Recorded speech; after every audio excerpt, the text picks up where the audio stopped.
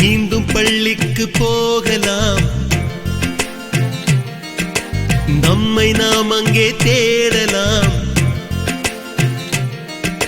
Slate குச்சி கடன் வாங்கலாம், ஸ்லேட்டில் பேர் எழுதி பார்க்கலாம். கொட்டு வச்ச வாத்தியாரை தொட்டு வணங்கலாம். முட்டி போட்டு நின்ன இடத்தை முத்தம் கொடுக்கலாம்.